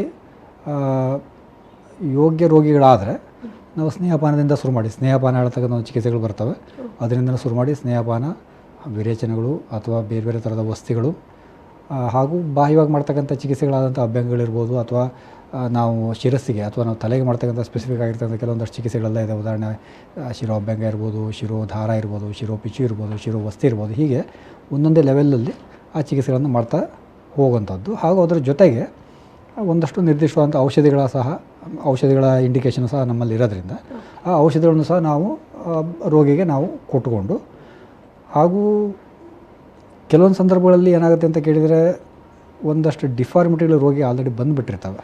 ಡಿಫಾರ್ಮಿಟಿಗಳು ಅಂದರೆ ಅದನ್ನು ಕೈ ಕೊಕ್ಕೆ ಆಗಿರೋಂಥದ್ದು, ಕಾಲು ಕೊಕ್ಕೆ ಆಗಿರೋಂಥದ್ದು, ಕೈ ಕಾಲೆಲ್ಲ ಇದಾಗಿರೋ ಅಲ್ಲ, ಕ್ರಿಟಿಕಲ್ ಅಂತ ಹೇಳೋದಕ್ಕಿಂತನೂ ಒಂದಷ್ಟು ದೀರ್ಘಾವಧಿ ಇದು ಹೋದ್ಮೇಲೆ ಕಾಯಿಲೆ ನಮ್ಮ ದೇಹದಲ್ಲಿ ಉಳ್ಕೊಂಡಾಗ ಒಂದಷ್ಟು ಬದಲಾವಣೆಗಳನ್ನು ದೇಹದಲ್ಲಿ ಅದು ಮಾಡಿಬಿಡುತ್ತೆ. ಹಾಗೆ ಮಾಡಿದಾಗ ಏನು ಅಂತ ಕೇಳಿದರೆ ನಾವು ಕೆಲವೊಂದಷ್ಟು ವ್ಯಾಯಾಮ ಚಿಕಿತ್ಸೆಗಳನ್ನು ಸಹ ನಾವು ಕೊಡಬೇಕಾಗಿ ಬರುತ್ತೆ. ಅವರ ಬ್ಯಾಲೆನ್ಸಿಂಗನ್ನು ಸರಿ ಮಾಡ್ತಕ್ಕಂಥ ಕೆಲವೊಂದಷ್ಟು ವ್ಯಾಯಾಮ ಚಿಕಿತ್ಸೆಗಳಿರ್ಬೋದು, ಅಥವಾ ಆ ಥರದಲ್ಲಿ ಅವ್ರು ಇರ್ತಕ್ಕಂಥ ಸಮಸ್ಯೆಗಳನ್ನು ನೀವು ಸ್ವಾಭಾವಿಕವಾಗಿ ನೋಡಿದರೆ ಕೈಕಾಲಲ್ಲಿ ಶಕ್ತಿಗಳೆಲ್ಲ ಮಾಂಸಖಂಡಗಳ ಬಲಕ್ಷಯಗಳಿರ್ತವೆ, ಅದನ್ನು ಸರಿ ಮಾಡಬೇಕಾದಂಥ ಕೆಲವೊಂದಷ್ಟು ವ್ಯಾಯಾಮ ಚಿಕಿತ್ಸೆಗಳಿರ್ಬೋದು, ಇವನ್ನೆಲ್ಲ ಮಾಡಿಕೊಂಡು, ಹಾಗೂ ಸರ್ವೇ ಸಾಧಾರಣವಾಗಿ ನಿಮಗೆ ಅರ್ಥವಾಗುತ್ತೆ ಯಾವುದೇ ಒಂದು ಸಮಸ್ಯೆ ಮನುಷ್ಯನಿಗೆ ದೀರ್ಘಾವಧಿ ಇತ್ತು ಅಂತಾದರೆ ಅದು ಖಂಡಿತವಾಗ್ಲೂ ಮನಸ್ಸನ್ನು ಸಹ ಇನ್ಕ್ಲೂಡ್ ಮಾಡ್ಕೊಂಡ್ಬಿಟ್ಟಿರುತ್ತೆ. ಹಾಗೂ ಆ ಒಂದು ಮನಸ್ಸಿನ ಮೇಲ್ಗಡೆ ಅದು ಪರಿಣಾಮ ಬೀರ್ತಕ್ಕಂಥ ಒಂದು ಅವಸ್ಥೆಗೆ ಅವ್ರ ಮನಸ್ಸನ್ನು ನಾವು ಇದು ಮಾಡಲಿಕ್ಕೆ, ಶಾಂತವಾಗಿ ಮಾಡಲಿಕ್ಕೆ, ಅವ್ರ ಮನಸ್ಸಲ್ಲಿರ್ತಕ್ಕಂಥ ವ್ಯಗ್ರತೆಯನ್ನು ಕಮ್ಮಿ ಮಾಡಲಿಕ್ಕೆ, ಉಗ್ರತೆಯನ್ನು ಕಮ್ಮಿ ಮಾಡಲಿಕ್ಕೆ ಯೋಗದ ಸಹಾಯವನ್ನು ಸಹ ತಗೊಂಡು ಅವರಿಗೆ ಉದಾಹರಣೆ ಪ್ರಾಣಾಯಾಮಗಳಿರ್ಬೋದು, ಈ ಥರದಲ್ಲಿ ಮೆಡಿಟೇಷನ್ ಇರ್ಬೋದು, ಇವೆಲ್ಲದನ್ನು ಮಾಡಿಸೋದ್ರ ಮುಖಾಂತರವಾಗಿ ಓವರಾಲ್ ಅಂದರೆ ಅವರ ಒಂದು ಕೇವಲ ಒಂದು ರೋಗಿಯ ಚಿಕಿತ್ಸೆ ಅಥವಾ ರೋಗ ಚಿಕಿತ್ಸೆ ಅಂತ ಹೇಳೋದಕ್ಕಿಂತನೂ ಬರ್ತಕ್ಕಂಥ ಒಬ್ಬ ವ್ಯಕ್ತಿಯ ಅಮೂಲಾಗ್ರವಾಗಿ ಏನೇನು ಅವರಿಗೆ ಬದಲಾವಣೆಯನ್ನು ಮಾಡ್ಕೊಳ್ಳಿಕ್ಕೆ ಸಾಧ್ಯವೋ ಆ ಥರದಲ್ಲಿ ಮಾಡ್ತಕ್ಕಂಥ ಪ್ರಯತ್ನವನ್ನು ನಾವು ಮಾಡ್ತೀವಿ. ಎಸ್ ಡಾಕ್ಟರ್, ಈಗ ಪಾರ್ಕಿನ್ಸನ್ ಡಿಸೀಸ್ ಆಗಿರಬಹುದು ಅಥವಾ PSP, MSA, ಸ್ಟ್ರೋಕ್ ಇವೆಲ್ಲ ಡಿಸೀಸಸ್ಗಳಿಗೆ ಆಯುರ್ವೇದದಲ್ಲಿ ಒಂದೇ ಥರದ ಟ್ರೀಟ್ಮೆಂಟ್ ಇದೆಯಾ ಅಥವಾ ಬೇರೆ ಬೇರೆ ಥರದ ಟ್ರೀಟ್ಮೆಂಟ್ ಇದೆಯಾ ಅಂತ ಹೇಳಿ? ಇಲ್ಲ, ಇಲ್ಲಿ ಮೂಲಭೂತವಾಗಿ ನಾವು ಚರ್ಚೆನ ಶುರು ಮಾಡೋದಂಥ ಸಂದರ್ಭದಲ್ಲಿ ನಿಮ್ಗೆ ನಾನು ಹೇಳಿದ್ದೆ, ಒಂದೊಂದು ಕಾಯಿಲೆನೂ ಸಹ ಬೇರೆ ಬೇರೆ ಕಾರಣಗಳಿಂದ ಬರ್ತಕ್ಕಂಥದ್ದು. ಈಗ ನಿಮ್ಗೆ ಹೇಳಿದೆ ಪಾರ್ಕಿನ್ಸನ್ಸ್ ಬರೋಂಥದ್ದು ಕೆಲವೊಂದು ರಾಸಾಯನಿಕಗಳ ಸಮಸ್ಯೆಗಳಿಂದ. ಈ ಉದಾಹರಣೆ PSP ಆದರೆ ಕೆಲವೊಂದಷ್ಟು ಮೆದುಳಿನ ಡಿಜನರೇಷನಿಂದ, ಅಂದರೆ ಕೆಲವೊಂದಷ್ಟು ಭಾಗಗಳು ನಿಧಾನಗತಿನಲ್ಲಿ ದೇಹದ ಮೇಲೆ ಇರ್ತಕ್ಕಂಥ ನಿಯಂತ್ರಣ ಕಳ್ಕೊಳ್ಳೋಂಥ ಅವಸ್ಥೆಗೆ ಬರ್ತಕ್ಕಂಥದ್ದು. MS ಏನಾದ್ರೂ ಅದೇ ಥರದ್ದು ಇರ್ತಕ್ಕಂಥದ್ದು. ಸ್ಟ್ರೋಕ್ ಅಂತಂದರೆ ನಿಮಗೆ ನಾನು ಹೇಳಿದೆ ರಕ್ತ ಸಂಚಾರದ ಕೊರತೆ ಅಥವಾ ರಕ್ತ ಸ್ರಾವ ಆಗಿರೋದ್ರಿಂದ ಬರೋಂಥದ್ದು. ಹೀಗೆ ಪ್ರತಿಯೊಂದು ಕಾಯಿಲೆಗೂ ಲಕ್ಷಣಗಳು ಹೇಗೆ ಬೇರೆ ಬೇರೆ ಇರ್ತಾವೋ ಅದೇ ಥರದಲ್ಲಿ ಕಾರಣಗಳು ಬೇರೆ ಬೇರೆ ಇರೋದ್ರಿಂದ ಚಿಕಿತ್ಸೆಗಳು ಒಂದೇ ಥರನಾಗಿರಲಿಕ್ಕೆ ಸಾಧ್ಯತೆಗಳೇ ಇಲ್ಲ. ಒಂದೊಂದು ಕಾಯಿಲೆಗೂ ಅದರದ್ದೇ ಅಂಥ ರೀತಿಯಲ್ಲಿ ನಾವು ಚಿಕಿತ್ಸೆನ ಮಾಡ್ಕೊಂಡು ಹೋಗಬೇಕಾಗತ್ತೆ. ಹಾಗೂ ಒಂದೇ ಕಾಯಿಲೆ ಇರ್ತಕ್ಕಂಥ 2 ಜನ ಬಂದರೂ ಸಹ ಅವರಲ್ಲೂ ಸಹ ಚಿಕಿತ್ಸೆಗಳು ಖಂಡಿತವಾಗಲೂ ಸೇಮ್ ಆಗಿರಲಿಕ್ಕೆ ಸಾಧ್ಯತೆಗಳಿಲ್ಲ. ಇಬ್ಬರಿಗೂ ಉದಾಹರಣೆ ಒಂದೇ ಪೇಷಂಟ್ ಪಾರ್ಕಿನ್ಸನ್ಸ್ ಇರ್ತಕ್ಕಂಥ 2 ಪೇಷಂಟು ಒಂದೇ ಸಮಯದಲ್ಲಿ ನಮ್ಮ ಹತ್ರ ಬಂದರೂ ಅವರ ಚಿಕಿತ್ಸೆಗಳೇ ಬೇರೆ ಆಗಿರ್ತವೆ, ಇವರ ಚಿಕಿತ್ಸೆಗಳೇ ಬೇರೆ ಆಗಿರ್ತವೆ. ಹಾಗೆ ಈ ಜನರಲೈಸ್ ಚಿಕಿತ್ಸೆ ಅಂತ ಹೇಳೋಂಥ ಒಂದು ಕಾನ್ಸೆಪ್ಟ್ ಇಲ್ಲ, ಸ್ಪೆಸಿಫಿಕ್ ಆಗಿ. ಹಾಗೂ ರೋಗಿ ನಿಮಗೆ ನಾನು ಸ್ವಲ್ಪ ಮುಂಚೆ ಹೇಳಿದಾಗೆ ದೇಶ, ದೋಷ, ಬಲ, ಕಾಲ, ವಯ ಏನು ಇವೇ ಮುಂತಾದವುಗಳನ್ನ ಏನು ನಮ್ಮ ಶಾಸ್ತ್ರದಲ್ಲಿ ಹೇಳ್ತಾರೆ, ಇವನ್ನೆಲ್ಲದನ್ನು ನಾವು ಪರಿಗಣನೆ ತಗೊಂಡು ರೋಗಿಯ ಅವಶ್ಯಕತೆಗಳಿಗೆ ಅನುಸಾರವಾಗಿ ಏನು ಅವಶ್ಯಕತೆ ಇದೆಯೋ ಅದನ್ನು ಮಾತ್ರ ಮಾಡ್ತಕ್ಕಂಥದ್ದು ಇದೆ. ಹಾಗಾಗಿ ಚಿಕಿತ್ಸೆ ಖಂಡಿತವಾಗಲೂ ಎಲ್ಲರಿಗೂ ಖಂಡಿತವಾಗ್ಲು ಬೇರೆ ಬೇರೆ ಥರದ ಚಿಕಿತ್ಸೆಗಳು ಮಾಡಲೇಬೇಕಾಗತ್ತೆ. ಹಾಗೆ ಓಕೆ ಡಾಕ್ಟರ್, ಈಗ ನಿಮ್ಮ ಆಸ್ಪತ್ರೆಯಲ್ಲಿ ಅಂದರೆ ಈ ಥರದ ಡಿಸೀಸಿಗೆ ಒಳಪಟ್ಟ ರೋಗಿಗಳಿಗೆ ಅವರು ಯಾವ ರೀತಿಯಾಗಿ ರೆಸ್ಪಾಂಡ್ ಮಾಡ್ತಾ ಇದ್ದಾರೆ ಅಂತ, ಯಾವ ರೀತಿಯಾಗಿ ನಿಮಗೆ ಅವರು ಸಿಗ್ತಾ ಅಂದರೆ ರೆಸ್ಪಾನ್ಸ್ ಸಿಗ್ತಾ ಇದೆ ಅಂತ ಹೇಳಿ? ಇದು ಸ್ವಲ್ಪ ಇಂಟ್ರೆಸ್ಟಿಂಗ್ ಕ್ವಶನ್ ಇದೆ. ಇಂಟ್ರೆಸ್ಟಿಂಗ್ ಕ್ವಶನ್ ಇದ್ದರೂ ಇದ್ರ ಉತ್ತರ ಅಷ್ಟೊಂದು ಸುಲಭವಾಗಿಲ್ಲ. ಯಾಕೆ ಅಂತ ಕೇಳಿದರೆ, ಕೆಲವೇ ಸಂದರ್ಭದಲ್ಲಿ ನಮಗಿದು ಸ್ವಲ್ಪ ದುಃಖದಾಯಕವಾದಂಥ ಸಂಗತಿನೂ ಹೌದು. ಸಾಧಾರಣವಾಗಿ ನಾವು ನಮ್ಮ ಆಸ್ಪತ್ರೆ ಅಂತ ಹೇಳ್ತಾ ಇಲ್ಲ, ಸರ್ವೇ ಸಾಧಾರಣವಾಗಿ ಯಾವುದೇ ಒಂದು ಆಯುರ್ವೇದ ಆಸ್ಪತ್ರೆಗೆ ಒಂದು ರೋಗಿ, ನಾವೀಗ ಮಾತಾಡಿದಂಥ ಇಷ್ಟು ಕಾಯಿಲೆಗಳಿರ್ತಕ್ಕಂಥ ರೋಗಿಗಳು ಆಯುರ್ವೇದಿಕ್ ಆಸ್ಪತ್ರೆಗೆ ಹೋಗಬೇಕಾಗಿದ್ದರೆ ಎಲ್ಲ ಆಲ್ಮೋಸ್ಟ್ ಮುಗಿದ ನಂತರದಲ್ಲೇ ಹೋಗೋಂಥದ್ದು. ಅಂದರೆ ಟೈಮ್ ಪೀರಿಯಡ್ ಅವರು ನೋಡ್ಕೊಳ್ಳೋದಿಲ್ಲ, ಫಸ್ಟಿಗೆ ಬರ್ತಿದ್ರೆ ಒಂದು ಕಮ್ಮಿಯಲ್ಲಿ ಬೇಗ ಅದರಲ್ಲಿ ಗುಣ. ಹೌದು, ಆ ಥರದಲ್ಲಿ ಒಂದು ಇದಿಲ್ಲ. ಸಾಧಾರಣ ಮೇಡಮ್ ನಾವೀಗ ನೋಡ್ತೀವಲ್ಲ, ಎಲ್ಲ ಮುಗಿಸಿ ಇದು ಭಾಳ ಮುಖ್ಯವಾಗುತ್ತೆ. ಪಾರ್ಕಿನ್ಸನ್ಸ್ ಪೇಷಂಟ್ಗಳು ನಾವು ತೊಗೊಂಡ್ರೆ 10 ವರ್ಷ, 12 ವರ್ಷ, 15 ವರ್ಷದಿಂದ ನನಗಿದೆ ಅಂತ ಹೇಳ್ಬಿಟ್ಟು ಬರೋಂಥವ್ರು. ಈ PSP ಅಂತ ನಾನು ನಿಮಗೆ ಹೇಳಿದೆ, PSP ಕಾಯಿಲೆ ಇರೋರು ನನಗೆ ಶುರುವಾಗಿ 4 ವರ್ಷ ಆಯಿತು, 5 ವರ್ಷ ಆಯಿತು ಅಂತ ಹೇಳೋಂಥ ಅವಸ್ಥೆಯಲ್ಲಿ ಬರೋಂಥದ್ದು. ಸೊ ಹೀಗೆ ಒಂದೊಂದು ಕೇಸ್ಗಳು ಸಹ ಎಲ್ಲ ಇನ್ನೇನು ಕೊನೆ ಹಂತಕ್ಕೆ ಬರ್ತಾ ಇದೆ ಅಂತ ಹೇಳೋಂಥ ಒಂದು ಸಂದರ್ಭದಲ್ಲೇ ನಮ್ಮ ಹತ್ರ ಬರೋದೇ ಹೊರತು, ಶುರುವಾದಂಥ ಹಂತದಲ್ಲಿ ಅಥವಾ ಶುರುವಾಗಿ ನೀವು ಒಂದಷ್ಟು ಔಷಧಿಗಳನ್ನ, ಒಂದಷ್ಟು ಚಿಕಿತ್ಸೆಗಳು ನೀವು ಮಾಡಿಸ್ಕೊತಾ ಇರ್ತೀರಿ, ಅದರಲ್ಲಿ ಎಲ್ಲಿ ಫಲಿತಾಂಶಗಳು ನಿಮಗೆ ಕಮ್ಮಿ ಆಗ್ತಾ ಇದೆ ಅಂತ ಅನಿಸ್ತಾ ಇದೆಯೋ ಆ ಸಂದರ್ಭದಲ್ಲಿ ಯಾರು ಬಂದರೆ ಅದರದ್ದು ಇದೇ ಬೇರೆ ಇರುತ್ತೆ. ಇಲ್ಲ, ಹಾಗಾಗಲ್ಲ. ಪ್ರತಿಯೊಬ್ಬೊಬ್ಬರು ಸಹ ಕ್ರೋನಿಕ್ ಕೇಸಸ್ ಅಂದರೆ ದೀರ್ಘಾವಧಿಯ ಸಮಸ್ಯೆಗಳನ್ನು ಇಟ್ಕೊಂಡೇ ಬರೋರಾಗಿರೋದ್ರಿಂದ, ಹಾಗೂ ಅವರವ್ರ ವಯಸ್ಸಿನ ಇದು ಸಹ ಕೆಲವರಿಗೆ ನೋಡಿ, ನಮ್ಮಲ್ಲಿ ತೀರಾ ಅಂತಂದರೆ ಸುಮಾರು 20 ವರ್ಷಕ್ಕೆ ಪಾರ್ಕಿನ್ಸನ್ಸ್ ಬಂದಂಥ ಪೇಷಂಟ್ಗಳು ಇದ್ದಾರೆ, 85ನೇ ವರ್ಷದಲ್ಲಿ ಪಾರ್ಕಿನ್ಸನ್ಸ್ ಆಗಿ ಬಂದಂಥ ಪೇಷಂಟ್ಗಳು ಇದ್ದಾರೆ. ಹಾಗಾಗಿ ಪ್ರತಿಯೊಬ್ಬೊಬ್ಬರಲ್ಲೂ ಆ ವೇರಿಯೇಷನ್ಸ್ ಇದ್ದೇ ಇರುತ್ತೆ ಖಂಡಿತವಾಗ್ಲು. ಆದರೆ ಒಂದೇನು ಅಂತಂದರೆ ಪಾರ್ಕಿನ್ಸನ್ಸ್ ಪೇಷಂಟ್ಗಳಿಗೆ ಉತ್ತಮವಾದ ಫಲಿತಾಂಶನ ನಾವು ನೋಡ್ತೀವಿ. ಯಾವ ಹಂತದಲ್ಲಿ ಬಂದರೂ ಸಹ ಆಯಾ ಹಂತಕ್ಕೆ ತಕ್ಕನಾಗಿ ನಾನು ಹೇಳೋಂಥದ್ದು. ಈಗ 85ನೇ ವರ್ಷದಲ್ಲಿ 10 ವರ್ಷದಿಂದ ಸಫರ್ ಮಾಡ್ತಕ್ಕಂಥ ಒಬ್ಬ ವ್ಯಕ್ತಿ ಬಂದರೆ ಅದು 100% ನಿಮಗೆ ರಿವರ್ಸ್ ಮಾಡಲಿಕ್ಕೆ ಆಗಲಿಕ್ಕಿಲ್ಲ. ಅವರವರ ಕಾಲ ಅಂದರೆ ಅವರವ್ರು ಎಷ್ಟು ವರ್ಷದಿಂದ ಅದನ್ನು ಸಫರ್ ಮಾಡ್ತಾಯಿದ್ದಾರೆ, ಇವೆಲ್ಲ ಆಧಾರದ ಮೇಲೆ ಪಾರ್ಕಿನ್ಸನ್ಸ್ ಪೇಷಂಟ್ಗಳಿಗೆಲ್ಲ ಉತ್ತಮ ಅಂತ ಫಲಿತಾಂಶ ನಮಗೆ ಸಿಗ್ತಾ ಇದೆ. PSP ಪೇಷಂಟ್ಗಳಿಗಾದರೂ ಇನಿಷಿಯಲ್ ಸ್ಟೇಜಲ್ಲಿ ಅವ್ರು ಬರ್ತಾರೆ ಅಂತ ಆದರೆ, ಮೊದಲನೇ ಹಂತದಲ್ಲಿ ಅಂತಂದರೆ ನಾನು ಹೇಳ್ತಾ ಇರೋಂಥದ್ದು, ಈಗ ನಿಮಗೆ ಮೊದಲೇ ನಾನು ಹೇಳಿದ್ದೆ, ಗುರ್ತಚ್ಚಬೇಕಾಗಿದ್ದರೆ ಕೆಲವೊಂದು ಸರ್ತಿ 2 ವರ್ಷ ಹೋಗ್ಬಿಟ್ಟಿರುತ್ತೆ. ಆ ಸಂದರ್ಭದಲ್ಲಿ ನೀವು ಬರ್ತೀರಾ ಅಂತ ಆದರೆ ಆ ರೋಗಿ ಬರ್ತಾರೆ ಅಂತ ಆದರೆ ಉತ್ತಮವಾದಂಥ ಫಲಿತಾಂಶನ ಕೊಡಲಿಕ್ಕೆ ಖಂಡಿತವಾಗ್ಲೂ ಸಾಧ್ಯತೆ ಇದೆ. MSA ಪೇಷಂಟ್ಗಳಾದರೂ ಸಹ ತೀರಾ ಮಲಗಿದಲ್ಲಿಂದ ಏಳಲಿಕ್ಕೆ ಆಗದೇ ಇರ್ತಕ್ಕಂಥ ಅವಸ್ಥೆಯಲ್ಲಿ ಬಂದರೆ ಅಫ್ಕೋರ್ಸ್ ಸ್ವಲ್ಪ ಚಿಕಿತ್ಸೆ ಕಷ್ಟವೇ ಆಗುತ್ತೆ. ಆದರೆ ಮೊದಲನೇ ಹಂತದಲ್ಲೇ ಬರೋಕ್ಕೆ ಸಾಧ್ಯವಾಯಿತು ಅಂತಂದರೆ ಅವರಿಗೂ ಸಹ ಉತ್ತಮ ಫಲಿತಾಂಶ ನಾವು ಕೊಡಲಿಕ್ಕೆ ಸಾಧ್ಯವಾಗುತ್ತೆ. ಸ್ಟ್ರೋಕ್ ಪೇಷಂಟ್ಗಳೆಲ್ಲ ಆದರೆ ನಿಮಗೆ ನಾನು ಹೇಳ್ದಲ್ಲ, ಸರ್ವೇ ಸಾಧಾರಣವಾಗಿ ಸ್ಟ್ರೋಕ್ ಪೇಷಂಟ್ಗಳೆಲ್ಲ ಉತ್ತಮವಾದಂಥ ಫಲಿತಾಂಶ ಬರ್ತಕ್ಕಂಥ ಸಾಧ್ಯತೆಗಳಿರ್ತಕ್ಕಂಥ ಸಮಯ ಅಂತಂದರೆ ಮೊದಲನೇ 3 ತಿಂಗಳು. ಓಕೆ, ಮೊದಲನೇ 3 ತಿಂಗಳ ಅಂತಂದರೆ ಮೊದಲನೇ 3 ತಿಂಗಳು ಒಳಗಡೆ ಅಟ್ಲೀಸ್ಟ್ ನಮಗೆ 1.5 ತಿಂಗಳ ಕಾಲ ಚಿಕಿತ್ಸೆಯನ್ನು ಮಾಡೋಷ್ಟು ಒಂದು ಸಮಯಾವಕಾಶ ಇಟ್ಕೊಂಡು ಅವ್ರು ಬರ್ತಾರೆ ಅಂತ ಆದರೆ ಖಂಡಿತವಾಗ್ಲೂ ಎಷ್ಟೋ ಜನ ವೀಲ್ ಚೇರಲ್ಲಿ ಬಂದವರು ಅಥವಾ ಸ್ಟ್ರೆಚರಲ್ಲಿ ಬಂದವರನ್ನ ನೆಡ್ಸ್ ಕಳಿಸಿದಂಥ ಉದಾಹರಣೆಗಳು ತುಂಬಾ ಇದೆ. ಹಾಗಾಗಿ ಉತ್ತಮವಾದಂಥ ಫಲಿತಾಂಶನ ನಾವು ಕೊಡ್ತಾ ಇದ್ದೀವಿ. ಅಷ್ಟು ಮಟ್ಟಿಗೆ ನಮಗೆ ವಿಶ್ವಾಸ ಇದೆ. ನೋಡ್ಲಿಕ್ಕೂ ಒಂದು ಆನಂದ ಬೇರೆ ಅಂತ ಹೇಳ್ಬೋದು. ಖಂಡಿತ. ಈಗ ನೀವೇ ಯೋಚನೆ ಮಾಡಿ, ಯಾವುದೋ ಒಂದು ಪೇಷಂಟು ವೀಲ್ ಚೇರಲ್ಲಿ ಬಂತು ಅಥವಾ ಸ್ಟ್ರೆಚರಲ್ಲಿ ಬಂತು, ಅವ್ರು ಎದ್ದು ನಡೆದೋಗಂಥದ್ದು ನೀವು ನೋಡಿದ್ರಿ ಅಂತಂದರೆ ನಿಮಗೆ ಅದೇ ಒಂಥರ ಸಂತೋಷ. ಹಾಗೆ ಎಸ್ ಡಾಕ್ಟರ್, ಈಗ ಕೊನೆಯದಾಗಿ ನಮ್ಮ ವೀಕ್ಷಕರಿಗೆ ಏನು ಹೇಳಲಿಕ್ಕೆ ಇಷ್ಟಪಡ್ತೀರಾ? ಖಂಡಿತವಾಗ್ಲೂ ವೀಕ್ಷಕರಿಗೆ ನಾನು ಏನು ಹೇಳಕ್ಕೆ ಇಷ್ಟಪಡ್ತೀನಿ ಅಂತ ಆದರೆ ಇಷ್ಟಪಡ್ತೀನಿ ಅಂತಂದರೆ, ಈಗ ಯಾವುದೇ ಕಾಯಿಲೆ ಇರ್ಬೋದು, ಈಗ ಇವತ್ತಿನ ದಿನಮಾನದಲ್ಲಿ ಅಥವಾ ಇವತ್ತಿನ ದಿನದಲ್ಲಿ ಯಾರೂ ಸಹ ಯಾವುದೋ ಒಂದು ಕಾಯಿಲೆ ಶುರುವಾಗಿದೆ ಅಂತ ಹೇಳಿದ ತಕ್ಷಣ ಆಯುರ್ವೇದ ಆಸ್ಪತ್ರೆಗೆ ಹೋಗೋಂಥ ಒಂದು ಪದ್ಧತಿ ಇಲ್ಲ. ಬೇಡ ಬಿಡಿ, ನಮಗೆ ಅದು ಅಷ್ಟೊಂದು ನಾವು ನಿರೀಕ್ಷೆ ಮಾಡೋದು ಇಲ್ಲ. ಆದರೆ ನೀವೊಂದು ಚಿಕಿತ್ಸೆಗೆ ಒಳಪಟ್ಟಿದ್ದು ಹಾಗೂ ಆ ಚಿಕಿತ್ಸೆಯ ಪರಿಣಾಮಗಳು ನಿಮಗೆ ನಿರೀಕ್ಷಿತವಾಗಿ ಸಿಗ್ತಾ ಇಲ್ಲ ಅಂತ ನಿಮಗೆಲ್ಲಾದರೂ ಅನ್ಸೋಕ್ಕೆ ಶುರುವಾದರೆ ಅಟ್ಲೀಸ್ಟ್ ಆ ಸಂದರ್ಭದಲ್ಲಾದರೂ ಆಯುರ್ವೇದಕ್ಕೆ ಬನ್ನಿ, ಆಯುರ್ವೇದನ ಅಪ್ರೋಚ್ ಮಾಡಿ. ಹಾಗೂ ಒಂದು ತಪ್ಪು ಕಲ್ಪನೆ ಇದೆ, ಏನು ಅಂತಂದರೆ ಇಂಗ್ಲೀಷ್ ಮೆಡಿಸಿನ್ ತಿಂತಾ ಇರಬೇಕಾದ್ರೆ ಆಯುರ್ವೇದ ಮೆಡಿಸಿನ್ ತಿನ್ನಬಾರ್ದು, ಹೌದು, ಇವೇ ಮುಂತಾದವು. ವಾಸ್ತವದಲ್ಲಿ ಆ ಥರದ್ದೇನೂ ಇಲ್ಲ. ವಿದ್ಯಾಭ್ಯಾಸ ಇರ್ತಕ್ಕಂಥ, ವಿವರ ಇರ್ತಕ್ಕಂಥ, ಎಕ್ಸ್ಪೀರಿಯನ್ಸ್ ಇರ್ತಕ್ಕಂಥ ನೀವು ಯಾವ ಆಯುರ್ವೇದಿಕ್ ಡಾಕ್ಟರ್ ಹತ್ರ ಹೋದರೂ ಸಹ ಖಂಡಿತವಾಗ್ಲೂ ನೀವು ತಿಂತಾ ಇರ್ತಕ್ಕಂಥ ಔಷಧಿಗಳನ್ನೆಲ್ಲ ನಿಲ್ಲಿಸಿ ನಮ್ಮ ಔಷಧಿಗಳು ಮಾತ್ರ ತಿನ್ನಿ ಅಂತ ಯಾರೂ ಹೇಳಲ್ಲ. ಖಂಡಿತವಾಗ್ಲೂ ಆಯಾ ಕಾಲಘಟ್ಟದಲ್ಲಿ ಯಾವ್ಯಾವ ಮೆಡಿಸಿನ್ಸನ್ನು ಕಂಟಿನ್ಯೂ ಮಾಡಬೇಕು ಅದನ್ನು ಕಂಟಿನ್ಯೂ ಮಾಡಿಕೊಂಡೆ ಅಥವಾ ಬಿಡ್ಬೋದಂಥ ಮೆಡಿಸಿನನ್ನು ಬಿಟ್ಟುಕೊಂಡು ಖಂಡಿತವಾಗ್ಲೂ ಚಿಕಿತ್ಸೆಯನ್ನು ಎಷ್ಟು ಆರಂಭಿಕ ಹಂತದಿಂದಲೇ ನೀವು ಶುರು ಮಾಡ್ಕೊತ ಬರ್ತಿರೋ ಅಷ್ಟರ ಮಟ್ಟಿಗೆ ನಿಮಗೆ ರಿಕವರಿ ಚಾನ್ಸಸ್ಸು ಸಹ ಇರೋದ್ರಿಂದ ಒಂದೇ ಒಂದು ನಾನು ನಮ್ಮ ವೀಕ್ಷಕರಲ್ಲಿ ಹೇಳುವಂಥದ್ದು ಏನು ಅಂತಂದರೆ, ಸಾಧ್ಯವಾದಷ್ಟು ಬೇಗ ನಿಮ್ಮ ಏನೊಂದು ಚಿಕಿತ್ಸೆಗೆ ನೀವು ಒಳಪಡ್ತಾ ಇರ್ತೀರಿ ಆ ಚಿಕಿತ್ಸೆಯ ಫಲಿತಾಂಶಗಳು ನಿಮಗೆ ಬೇಕಾದ ಪ್ರಮಾಣದಲ್ಲಿ ಸಿಗ್ತಾ ಇಲ್ಲ ಅಂತ ನಿಮಗೆ ಅನಿಸಿದ ಆ ಸಂದರ್ಭದಲ್ಲಾದರೂ ಆಯುರ್ವೇದನೂ ಸಹ ಅಳವಡಿಸಿಕೊಂಡು ಸಾಧ್ಯವಾದಷ್ಟು ಕಾಲ ಕ್ವಾಲಿಟಿ ಆಫ್ ಲೈಫ್ ಅಂದರೆ ನಮ್ಮ ಜೀವನ ಶೈಲಿಯನ್ನು ಉತ್ತಮಪಡಿಸ್ಕೊಂಡು ರೋಗಿ ಆದಂಥ ಒಂದು ಫೀಲಿಂಗನ್ನು ಇಲ್ಲದೇ ರೀತಿ ಇರೋಕ್ಕೆ ಸಾಧ್ಯತೆ ಖಂಡಿತವಾಗ್ಲೂ ಇದೆ. ಅದನ್ನು ಎಷ್ಟು ಬೇಗ ಆಗುತ್ತೋ ಅಷ್ಟು ಬೇಗ ನೀವು ಅಳವಡಿಸ್ಕೊಳ್ಳಿ ಅಂತ ಮಾತ್ರ ನಾನು ಈ ಸಂದರ್ಭದಲ್ಲಿ ಹೇಳೋಕ್ಕೆ ಇಷ್ಟಪಡ್ತೀನಿ ಅಷ್ಟೇ. ಹೌದು, ಅದು ಏನಾದರೂ ಡಿಸೀಸಸ್ ಇದ್ದರೆ ಸ್ವಲ್ಪ ಬೇಗನೆ ಬಂದು ಅದನ್ನು ಒಂದು ಟ್ರೀಟ್ಮೆಂಟ್ ತಗೊಂಡು ಗುಣಪಡಿಸಲಿ. ಹೌದು, ಯಾಕೆಂದರೆ ಕಾಯಿಲೆನ ಮೊದಲನೇ ಹಂತದಲ್ಲಿ ಗುರುತಿಸೋಕ್ಕೆ ಸಾಧ್ಯವಾದರೆ ಚಿಕಿತ್ಸೆನೂ ಸಹ ಸುಲಭವಾಗೇ ಇರುತ್ತೆ. ಕಾಯಿಲೆಗಳು ಮುಂದುವರಿತಾ ಹೋದಂಗೂ ಚಿಕಿತ್ಸೆನೂ ಕಾಂಪ್ಲಿಕೇಟೆಡ್ ಆಗುತ್ತೆ. ಹಾಗೂ ನಾವು ನಿರೀಕ್ಷೆ ಮಾಡಿದಂಥ ಫಲಿತಾಂಶಗಳು ಕೆಲವೊಂದು ಸರ್ತಿ ಬರಬೇಕು ಅಂತಲೂ ಇಲ್ಲ. ಹಾಗೂ ಖರ್ಚು ವೆಚ್ಚಗಳು ಸ್ವಾಭಾವಿಕವಾಗಿ ಜಾಸ್ತಿ ಆಗೇ ಆಗ್ತವೆ. ಇನಿಷಿಯಲ್ ಹಂತದಲ್ಲಾದರೆ, ಮೊದಲನೇ ಹಂತದಲ್ಲಾದರೆ, ಶುರುವಾಗ್ತಾ ಇದ್ದಂಥ ಹಂತದಲ್ಲಾದರೆ ನಿಮ್ಮ ಖರ್ಚು ವೆಚ್ಚಗಳು ಕಮ್ಮಿ ಇರ್ತವೆ. ತುಂಬ ದಿವಸಗಳು ಹಾಸ್ಪಿಟಲ್ ಇರಬೇಕಂತ ಅವಶ್ಯಕತೆಯೂ ಬರಲ್ಲ. ಔಷಧಿಗಳು ಸಹ ಮಿನಿಮಮ್ ಪ್ರಮಾಣದಲ್ಲಿ ಸಾಕಾಗ್ತಾ ಹೋಗ್ತವೆ. ಅದಲ್ಲ, ಕಾಯಿಲೆಗಳು ಮುಂದುವರಿತಾ ಹೋಯಿತು ಅಂತಂದರೆ ಹಾಸ್ಪಿಟಲೈಸೇಷನ್ ಅವಶ್ಯಕತೆಯೂ ಜಾಸ್ತಿ ಆಗ್ತಾ ಹೋಗುತ್ತೆ. ದೀರ್ಘಾವಧಿ ಹಾಸ್ಪಿಟಲ್ ಇರಬೇಕಂತ ಅವಶ್ಯಕತೆಯೂ ಬರುತ್ತೆ.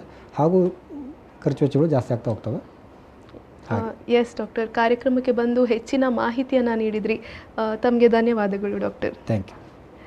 ನೋಡಿದ್ರಲ್ವಾ ವೀಕ್ಷಕರೇ, ಇದಾಗಿತ್ತು ಈ ಹೊತ್ತಿನ ವಿಶೇಷತೆ. ನಿರಂತರ ಸುದ್ದಿ ಮಾಹಿತಿಗಾಗಿ ನೋಡ್ತಾ ಇರಿ V4 ನ್ಯೂಸ್. ಇದು ಮುನ್ನುಡಿ ಮುನ್ನಡೆಗಾಗಿ.